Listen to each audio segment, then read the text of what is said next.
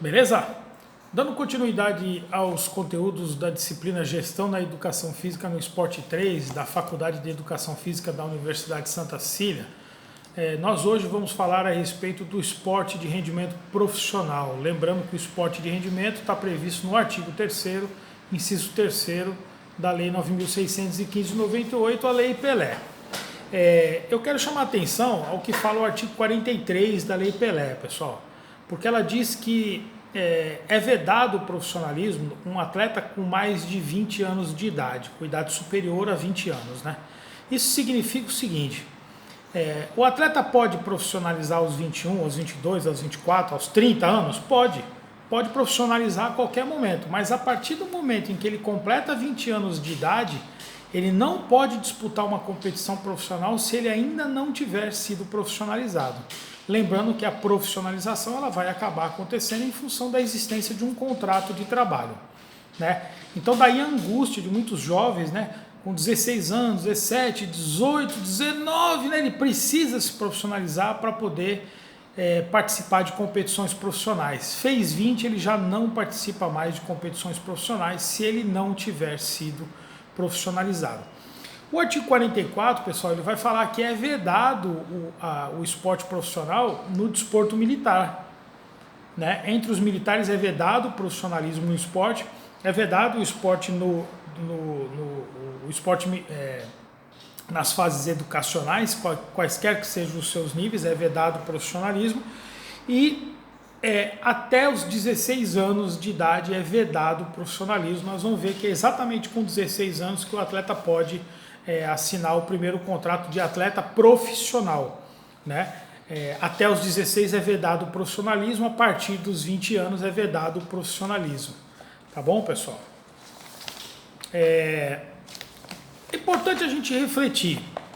O que caracteriza o esporte profissional?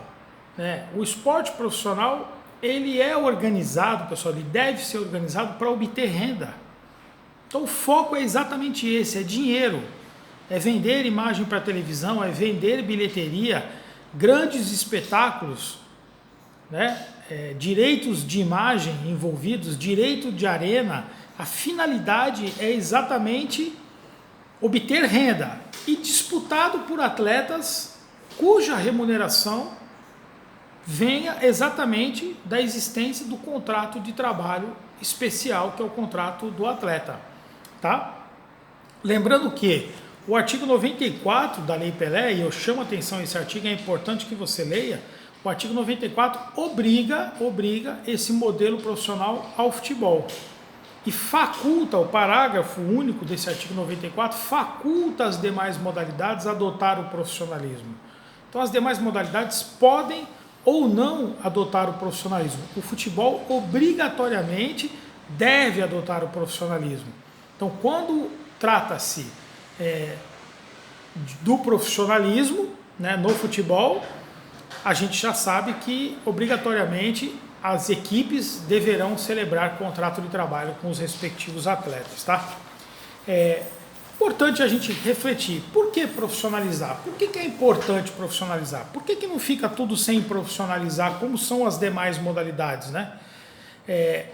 Porque o atleta e o clube, consequentemente também, o atleta fica protegido, né? A partir do momento em que ele celebra um contrato de trabalho com o clube, ele passa a ter a proteção da seguridade da previdência social, né? Ele passa a ter,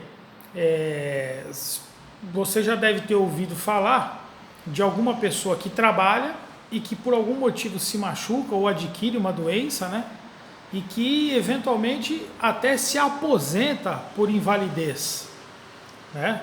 Ou alguém que fica afastado pela Previdência Social por um determinado período até se recuperar e voltar a trabalhar. E durante esse período de afastamento recebe um benefício da Previdência Social. Por que recebe?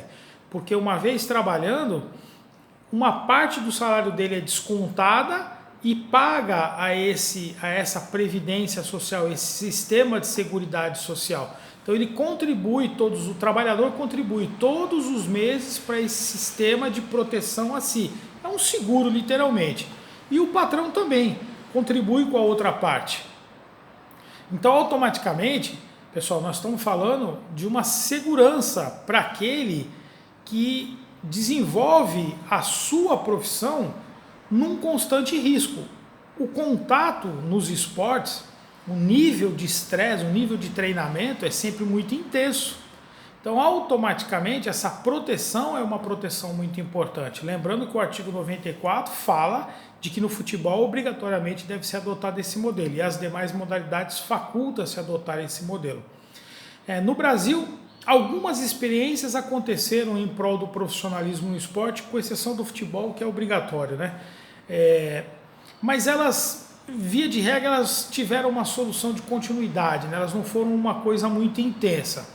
Existem experiências, né? Existem modelos como o vôlei, como o basquete, né? Que procuraram se estruturar, tiveram apoio da mídia, televisionamento, automaticamente rendas. Nós estamos falando de renda, a gente começa a ir para um caminho de profissionalização, porque ele se autossustenta, mas a verdade é que poucas iniciativas perto do que se esperava, né? Por quê? Porque registrar alguém, estabelecer um contrato de trabalho com alguém é muito oneroso, né? Costuma-se dizer que se a pessoa ganha R$ 1.000 como salário, como remuneração, por uma atividade de trabalho, ela custa normalmente R$ 1.700, R$ 1.600, R$ 1.700 para o empregador. Mas por que, professor, se ele paga 1.000 de salário? Pois é, porque ele vai ter que pagar 13º, ele vai ter que pagar férias com 1/3, ele vai ter que pagar fundo de garantia, ele tem outras contribuições para pagar, então automaticamente sai caro. Tem aquela história da previdência para poder pagar também, né? Então sai caro registrar alguém. Por isso que no futebol, por determinação legal, artigo 94, essa profissionalização acontece. A partir dos 20 anos, ninguém disputa competição profissional se não for profissionalizado. Mas nas demais modalidades, alguns modelos vão em frente, outros nem sempre. As próprias entidades de administração não dão muita corda de que isso aconteça, porque sabem que é caro, e se é caro, automaticamente o interesse pela modalidade esportiva vai acabar diminuindo, vai acabar caindo, né? É uma pena porque, no final das contas, o atleta fica desprotegido, né? E também o clube, de alguma certa maneira, também fica desprotegido, porque se o clube tem um atleta e esse atleta se lesiona e há um seguro da Previdência Social, ele automaticamente, o atleta está protegido, o clube não vai ser vulnerabilizado. Mas quando não há esse seguro, a seguridade social, esse atleta pode ir em busca de algum processo, de alguma indenização contra o clube, a se avaliar a culpa, o risco, né, das atividades desempenhadas, e isso pode sobrar para os ombros do clube ainda ter que arcar com esse tipo de situação. O artigo 30, pessoal, vai falar exatamente sobre esse contrato de trabalho, né, as características desse contrato de trabalho, que é um contrato especial, a começar que ele é por prazo determinado, diferentemente da regra geral, vamos dizer assim, dos contratos de trabalho, né? Eu não sei se você trabalha, eu trabalho, eu sou professor, eu tenho um contrato de trabalho por prazo indeterminado com o meu empregador, não tem dia para acabar, né? Vai para a vida inteira, entendeu? É possível o contrato de trabalho por prazo determinado nos termos do que fala a CLT, né? Mas essa é uma exceção. A regra geral são os contratos de trabalho por prazo indeterminado.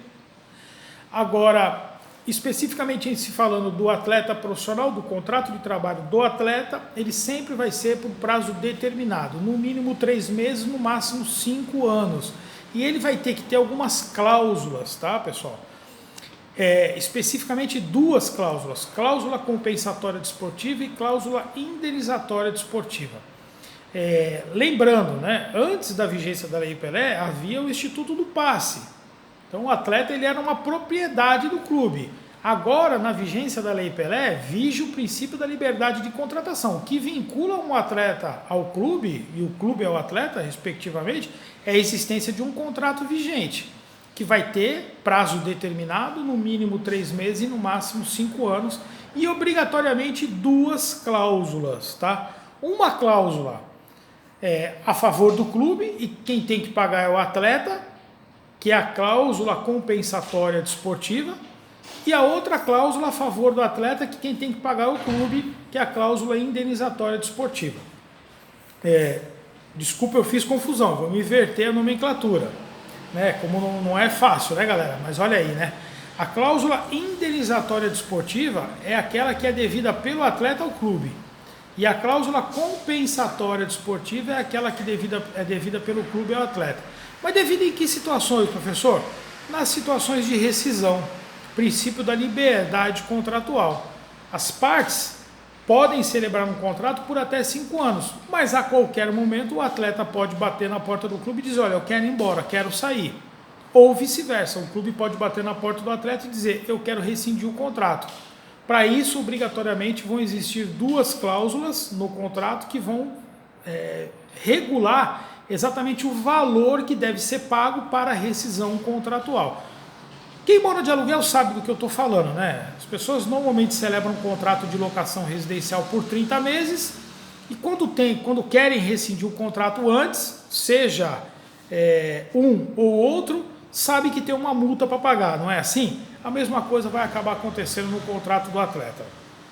A cláusula indenizatória, que é aquela devida pelo atleta ao clube, então quando o clube quer quando o atleta quer sair do clube, né? Quando ele recebeu uma proposta para ir para um outro clube, né? Quando um outro clube quer contratar o atleta que tem contrato vigente com um determinado clube, né?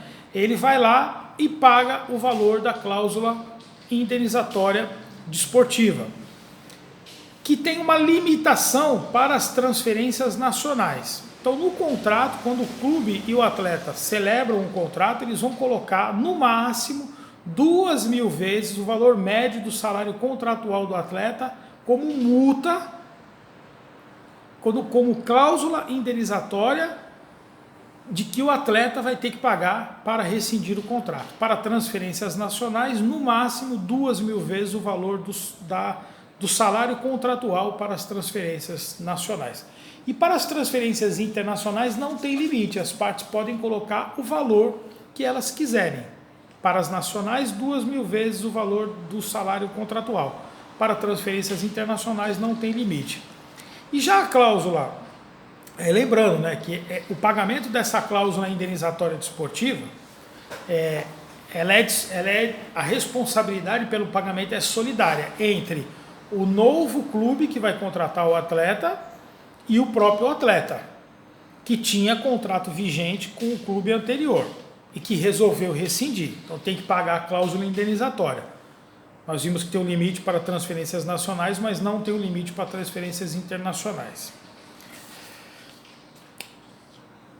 Já a cláusula compensatória desportiva é aquela que é devida pelo clube ao atleta caso o clube resolva interromper, rescindir o contrato durante a vigência desse contrato, né? Então, fazendo um exercício aqui, clube e atleta fazem o contrato por 5 anos, 5 vezes 12, automaticamente estamos falando de 60 meses, não é isso? 60 meses, passa um ano, sobram 48 meses. O clube resolve rescindir o contrato. Quanto é que ele vai ter que pagar para o atleta? Porque ele está rescindindo antes do tempo, não é isso? Ele tem que pagar, no mínimo, tudo o que falta até o final do contrato, os 48 meses. No mínimo, tudo o que falta. É uma tremenda uma proteção ao contrato do atleta aqui, entendeu? Se o clube resolver rescindir antes do final, ele tem que pagar tudo o que está contratado. Mas as partes podem, no momento de celebrar o contrato, colocar uma cláusula compensatória distinta, não só do mínimo, porque o mínimo é legal, é tudo que falta, no mínimo é tudo que falta.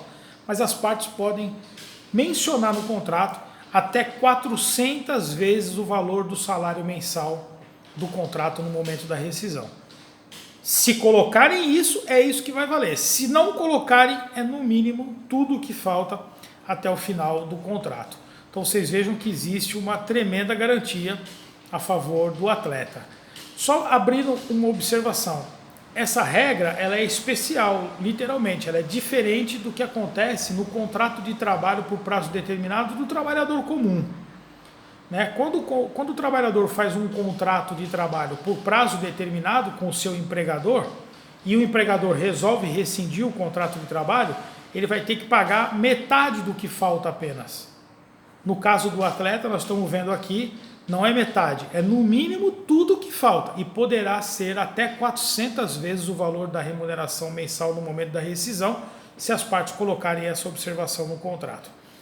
Esse contrato de trabalho, pessoal, ele vai ter algumas peculiaridades, tá? No que diz respeito à concentração, no que diz respeito a repouso semanal remunerado, no que diz respeito a férias, jornada de trabalho. Nós vimos, inclusive, recentemente alguns casos de ações trabalhistas vencidas por atletas no que diz respeito ao trabalho após as 22 horas, que gera um direito chamado adicional noturno.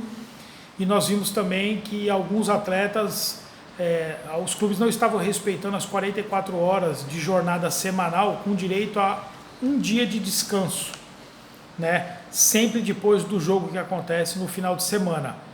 Como os clubes profissionais adotam o tal do treino regenerativo, o que estava acontecendo? E o atleta ganhou, o Paulo André ganhou uma ação trabalhista contra o Corinthians, né? Porque ele jogava no domingo e na segunda-feira obrigatoriamente ele tinha que ir ao clube não para treinar, mas para fazer um treino regenerativo por causa das questões físicas.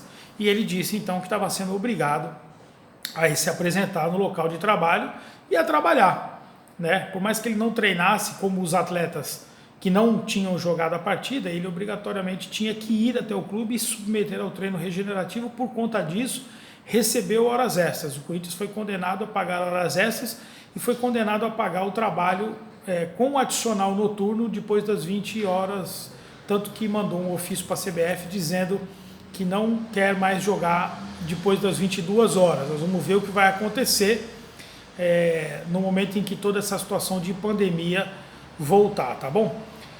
Pessoal, o vínculo esportivo do atleta com o clube é um acessório ao contrato de trabalho, né?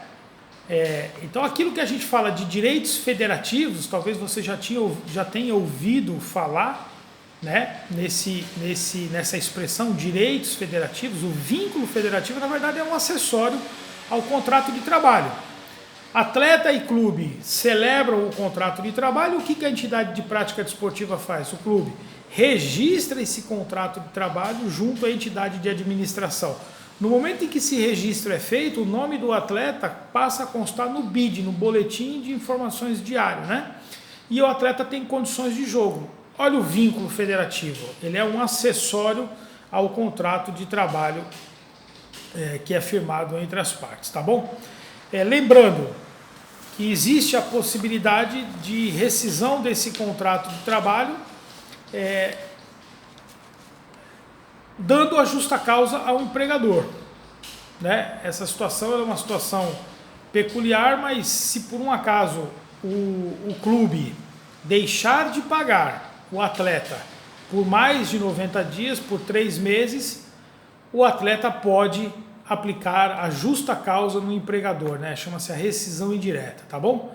E nós vamos certamente estar falando a respeito desses assuntos por muitas e muitas outras oportunidades, tá bom, pessoal? Um grande abraço.